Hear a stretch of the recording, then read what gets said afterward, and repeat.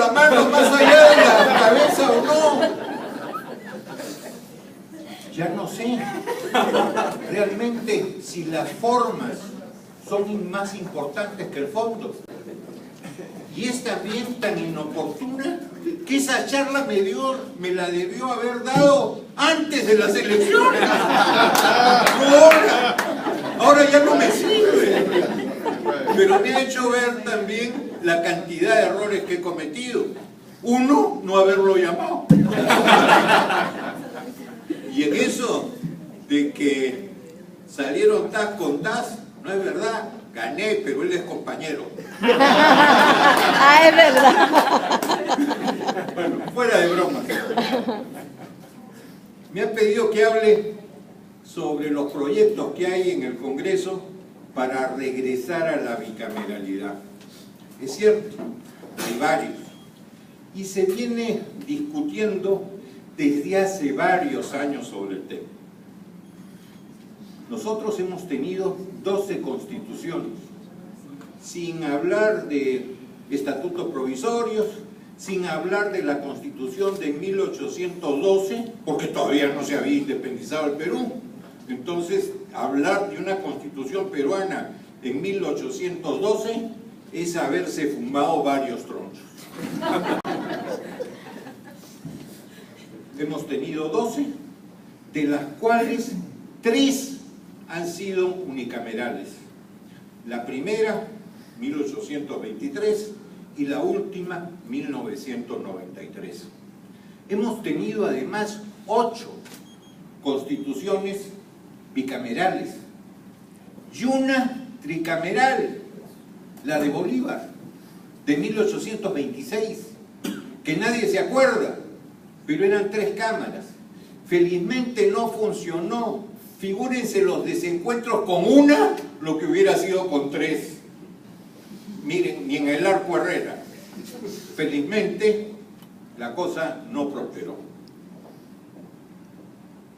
¿Qué sucedió y por qué se hizo en la Constitución de 1993 una sola Cámara?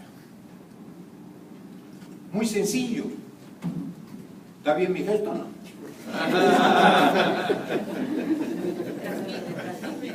Muy sencillo. Había habido un golpe el 5 de abril de 1992 en que se había acusado al Congreso de aquel entonces, 1, de ser obstruccionista, 2, de ser prepotente, 3, de ser corrupto. ¿Quiénes presidían las 2 cámaras en aquel momento? Una, Felipe Osterling en el Senado, otra, Ramírez del Villar, diputados, ambos del mismo partido, y que durante varios meses trataron de dialogar con Alberto Fujimori y no pudieron. Inclusive contaba Felipe que estando en un aeropuerto, coincidiendo en la misma sala VIP, etc., Fuji se fue a una esquina, no habló con nadie, solamente hizo un saludito. No se podía hablar con él, porque evidentemente ya tenía preparada toda la chanfaina. Clarísimo. Esos 3 motivos, que no fueron motivos, sino pretextos, lo fueron ¿por qué? No podía ser corrupto el Congreso porque no manejaba fondos. ¿Qué se podía birlar si no manejaba fondos más allá de su presupuesto? Y que en ese tiempo era muy moderado. 2, se dijo también de que era autoritario. Figúrese quién decía que era autoritario. El que durante 11 años manejó el país como su chacra. Por él. Y 3, dijo que era obstruccionista. Le aprobó presupuestos, le dio facultades delegadas varias veces, le eligió como presidente en la primera, en 1990, en las 2 cámaras, a gente de Cambio 90, del partido que había formado Alberto Fujimori. Uno, Máximo San Román en el Senado. El otro, Paredes, cuyo nombre ya no me acuerdo, que se apellidaba Paredes, en Cámara de Diputados. Víctor Paredes. Y le dio además facultades delegadas para cuanto código había, salvo para uno, el código de barras. Se olvidaron. Todos los demás lo tenían. En el terrorismo les dio facultades plenas para que diera el marco normativo para enfrentar el terrorismo. Si no lo hubiera podido hacer con la eficiencia que sí lo hizo, si no hubiera tenido esas facultades delegadas. O sea, los tres clarísimamente no eran causas, no eran motivos, eran pretextos. Si había, lógicamente, cuestionado a un Congreso que era bicameral, aunque sin motivo, no podía luego, en la Constitución del 93, en que tenía una amplísima mayoría, pero amplísima mayoría, cambio 90 con nueva mayoría, hacer un Congreso bicameral. Entonces optaron por el unicameral, y como decían además de que había mucho gasto en las cámaras, porque una tenía 180 diputados y la otra tenía 60 senadores, 240 en total. Lo bajaron para el Congreso Constituyente en 100 y luego para ya el siguiente Congreso unicameral dispuesto por la Constitución del 93 con 120. Había una clarísima subrepresentación. He tenido el privilegio, porque es privilegio, haber estado en un parlamento que era bicameral, el 90, y he tenido el privilegio desde el Congreso Constituyente, mal denominado democrático, con un apellido innecesario y también engañoso, que fue unicameral. He estado en los dos sistemas y les soy franco, cuando se aprobó mi primera ley, ella era del cambio del INTI al Nuevo Sol. Habíamos venido de una inflación galopante, pero enorme, más enorme que quien la generó, que esa inflación nos llevó a determinar que teníamos que quitar ceros. Un proyecto tan sencillo como eliminar ceros. ¿Cuántos ceros se limitan? 3, se eliminan. 3, 4, 5, 6. Digan cuántos quieren y se eliminan. Ese era el proyecto. No había cosa más sencilla que eso. ¿Saben cuánto demoró? Un parto, 9 meses. Iba y venía de la Cámara de Senadores y de Diputados, si era 5 ceros, si era 6 ceros, si era 3 ceros, idioteces. Inclusive con reuniones llamadas de conferencia entre las dos cámaras para determinar qué era lo adecuado. 9 meses. Entonces, con toda lógica, cuando comienza el sistema unicameral, a mí me sedujo. Y me sedujo porque dije, oigan, esto es más rápido. Hoy día en un mundo moderno, el íter legislativo no puede demorar meses. Tú tienes que resolver cosas y ser un colaborador eficiente de quien ejerce el poder en el Ejecutivo, que es, en buena cuenta, la gobernanza. Tú eres la normativa, pero la gobernanza le corresponde al otro. Entonces tienes que dar la normativa adecuada para que el otro... ¿Está bien? ¿Así? La normativa adecuada para que puedas realmente gobernar. En el correr del sistema unicameral me di cuenta que me había equivocado. ¿Por qué? Porque fue abusivo la mayoría que se ejercía para imponer normas en cualquier momento de la madrugada, cuando ya no había ni siquiera prensa en el Congreso. Ya tampoco se paraba el reloj. No, la impudicia era enorme. No me importaba si se pasaba a las 12 para que había sido convocada la sesión de ese día y se pasaba para el siguiente. No, ya ni siquiera, como les digo, parar el reloj para que fuera oficialmente en el mismo día de la convocatoria. Llegó al extremo, les cuento, que uno de mis proyectos, que era político, no social, que eran los que más me gustaban, como trabajadoras del hogar, etc., en que se creaba el Consejo de Coordinación Judicial. ¿Por qué ese Consejo de Coordinación Judicial? Porque evidentemente tenían que conciliar determinadas políticas de Estado en los temas judiciales, el Poder Judicial, el Ministerio Público, el Tribunal Constitucional, el Consejo Nacional de la Magistratura y también en el Ejecutivo, el Ministerio de Justicia. Una cosa tan simple de coordinación en que nadie perdía su propia autonomía, tenía 3 artículos. A las 2 de la mañana comenzaron a sacar diversos parlamentarios a leer un articulito de disposición transitoria, otro de disposición final, otro de disposición agregada, otro de disposición complementaria. Terminó la ley como de 18 artículos.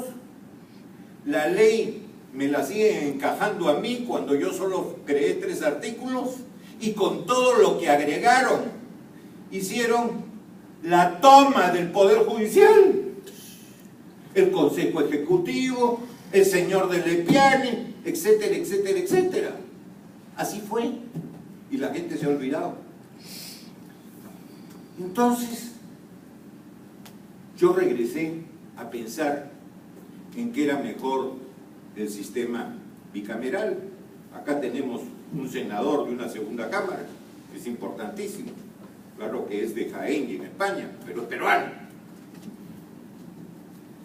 Y pensé en este sistema bicameral porque 2 cámaras te daban seguridad jurídica. Y tan te daban seguridad jurídica que fue la Cámara de Senadores en el pésimo primer gobierno de García, felizmente modificado en el excelente que fue el segundo. El Senado impidió en buena medida la toma de la banca, con los mismos senadores del APRA que no estaban de acuerdo con la barbaridad que se había aprobado en la Cámara de Diputados. Y era cámara en que tú veías su solvencia, diferente de diputados que les gustaba la pelea. En el Senado lo que primaba era la reflexión, y la reflexión activa, no pasiva, la reflexión ponderada, la reflexión de un pensamiento de Perú en general. Entonces, con esa visión de que debería haber 2 cámaras, pero nadie quería instaurar la segunda porque dominaba en el Congreso el fujimorismo, la verdad. Entonces, ¿qué hicimos? Cambiamos el reglamento del Congreso e hicimos un artículo mediante el cual todo proyecto de ley que llegara al Pleno tenía 2 votaciones, con un interregno o un tiempo entre las 2 para que la gente común y corriente, la gente que se llama de a pie, el ciudadano de todos los días, pudiera enterarse de qué se trataba y pudiera hacer, de ser el caso, hacer reflexionar para una segunda votación. Entonces, ¿qué lograbas? Un íter legislativo rápido, pero al mismo tiempo la segunda votación te generaba seguridad jurídica. ¿Pero qué pasó? Luego modificaron de nuevo el reglamento y pusieron que la segunda votación podía ser exonerada, podía eximirse de la segunda votación. Entonces se prostituyó el sistema, porque casi todo lo liberaban de la segunda votación. Esto necesariamente obliga a llegar a un sistema bicameral, pero no un sistema bicameral como otras veces lo hemos tenido, que es en cierta forma una repetición de la Cámara de Diputados. Si la Cámara de Diputados o representantes nace de distrito múltiple, me explico, cada departamento o región elige los suyos. Si el Senado va a ser igual en que cada departamento elige sus senadores, estamos fregados. Hemos duplicado la Cámara por el puro gusto.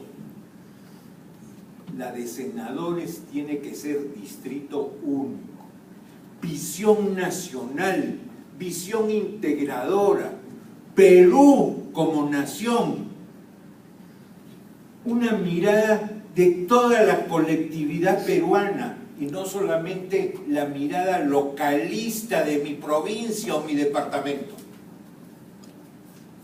Y también terminar con esta absurda situación que ambas cámaras pueden en ellas tenerse iniciativa legislativa. Me explico.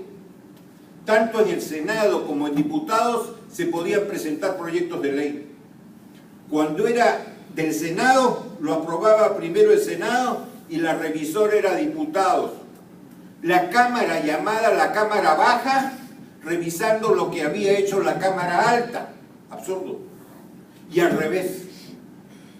Entonces, para que haya diferencias, todos los proyectos deben comenzar en diputados. Y la Cámara Revisora ser la Cámara Reflexiva. La Cámara en que hay gente de mayores capacidades, de mayor edad, de mayor experiencia, como se ha demostrado.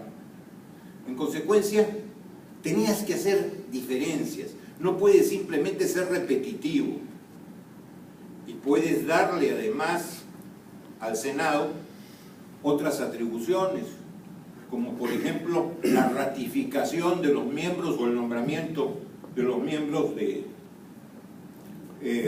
Tribunal Constitucional, los miembros, ¿qué te puedo decir?, del Banco Central de Reserva, el Superintendente de Banca y Seguros, el Defensor del Pueblo, el Contralor General de la República.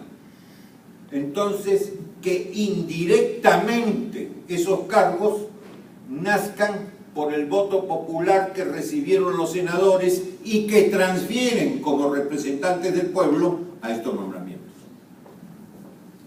Si se hace así, el Senado tiene razón de ser. Si no se hace así, realmente no vale la pena hacerlo. Hagamos lo posible, hoy día que se está discutiendo las cosas, de que haya dos cámaras diferenciadas. Los dos mayores, estos sí, motivos por los que mucha gente se opone a las dos cámaras es uno, por el comportamiento que ven en los parlamentarios. Realmente hay varios, por no decir muchos, para no agraviar, que no tienen currículum, tienen prontuario. Su hoja no es hoja de vida, su hoja es policial. Y varios están pedidos por la justicia y otros no, porque se mueren de miedo. Esto es real. Entonces, ese elemento es algo que va en contra de la bicameralidad. Y lo segundo, que está la gente harta de la dilapidación de gastos en el Congreso. Yo les cuento, hoy día hay el doble de gente que cuando yo dejé la presidencia del Congreso. ¡Doble! Me acuerdo que tú tenías un asistente y una secretaria, y si el asistente manejaba era tu chofer. 2. Hoy día, un montón. Iba a decir otra cosa, pero un montón. ¿Para qué? No sé. Y cuando van a un medio de prensa, parece que van con varias nodrizas. Se presenta el congresista con un séquito enorme. Uno llevándole la maleta, el otro llevándole el papel. Oigan, realmente uno siente vergüenza ajena cuando encuentra a algunos en algún medio de prensa para alguna declaración o para alguna entrevista. Y entonces la gente dice, si así se gasta con una cámara, ¿cómo se gastará con 2? Y dicen, de nuevo volveremos a que cada cámara tiene su contador, cada cámara tiene su administración, cada cámara tiene su relacionador industrial, cada cámara tiene su jefe personal, cada cámara tiene tal. La verdad que la administración puede ser una sola. ¿Por qué tiene que haber una contabilidad para cada cámara si puede ser una sola para el Congreso? Lo único que tienes que duplicar, lo único, es en la oficialía mayor. Necesitas un oficial mayor para cada una de las cámaras, eso sí, porque hasta las relatorías y las secretarías las puedes tener conjunta si es que no sesionan en simultáneo el mismo día. Todo tiene arreglo. Entonces hay que hacer comprender a la gente el porqué de las cosas y por qué la conveniencia del sistema bicameral que te permite mayor reflexión y mejores tomas de decisiones. La ley, ¿qué cosa es? Es un mandato. ¿Y el mandato qué requiere? Un procedimiento. La norma adjetiva que te diga cómo haces cumplir ese mandato de la ley. Y requiere un tercer elemento. Ese mandato, además del procedimiento, necesita la sanción por el incumplimiento. Sanción que en algunos casos es penal, sanción que en algunos casos es administrativa, sanción en que en algunos casos es indemnizatoria. Pero tiene que haber los 3 elementos: el mandato, el procedimiento y la sanción. Sin embargo, este Congreso, al igual que anteriores, pero este quizás un poco más, en lo que va del ejercicio, ha tenido el 25% de las leyes que ha aprobado declarativas. O sea, no mandan nada, no son leyes, no ordenan, declaran el día de no sé qué cosa del baile que se lanzó nuestro amigo Pacheco en Puno. Si eso sirviera para que lo hagan alcalde, bailo con él. Gracias, maestro, que tomo la palabra. Otras, como el Congreso no tiene iniciativa de gasto, además, peor que las declarativas, las disfraza. Y en consecuencia te dice, todos los CAS pasan a ser trabajadores de planta permanente del Estado. Oigan, esos contratos administrativos de servicios que creó un buen ministro, igual que mi amigo Maurate, el doctor, que era profesor de Derecho Laboral también, Mario Pasco Cosmópolis, ¿qué había? Tenías contratos laborales que no eran laborales, bajo el Código Civil, contratos denominados locación de servicios sin ningún beneficio. Algunos ni siquiera tenían un aguinaldo. Y por otro lado, tenían los trabajadores de planta estables que tenían todo. Entonces, ¿qué se hizo? Lo lógico. Pretendo llegar a esta situación, que todos sean iguales. Pero como no hay recursos, lo tengo que hacer progresivamente. Y para hacerlo progresivamente, creo un sistema transitorio en que doy más beneficios de los que tenían, pero menos beneficios de los que van a tener al final. Si el Congreso te dice, pasan todos al régimen general, eso no, una iniciativa de gasto. Por supuesto. Y va a reventar el presupuesto. Y así hay varias. Otras declarativas, como la iniciativa de la creación de circunscripciones territoriales, léase, provincias, distritos y departamentos, corresponde al Ejecutivo, no al Parlamento, entonces te sacan leyes que dicen, declárase de interés nacional la creación de tal provincia. No se creó, pero la gente de la provincia feliz aplaude al parlamentario para ver si lo reeligen. Un cuento. Y así hay montones. Declárase la mosca, el insecto predilecto del Perú. Falta esa.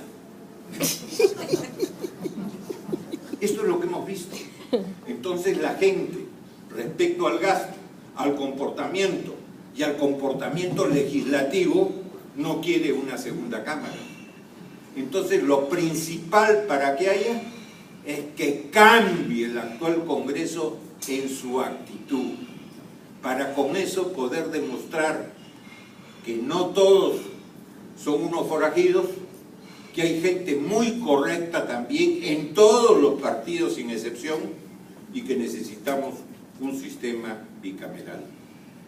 Como acá les gusta el sistema, el mono, ser un poco monotemático, yo creo que la oportunidad de meter el tema de la representación de los peruanos en el exterior, representación propia, es allí. ¿Saben por qué? Porque allí sí va a haber aumento de parlamentarios y va a poderse hacer un distrito más, pero con los 130 que hay, si quieren hacerlo con una ley, no lo van a poder hacer, porque los 130 son mandato constitucional, está en la Constitución, y para ampliar el número se requiere cambio constitucional. Esta es la oportunidad. Para no hacer cambio constitucional tendrían que mantenerse los 130. ¿Qué significa? Que si incluyo a los representantes de los que están en el extranjero directos y no votan por los de Lima, voy a tener que reducir alguna o algunas de las representaciones departamentales en cuanto a su número. ¿Y saben qué le friega a la gente? Que se coman su cerelac. Gracias.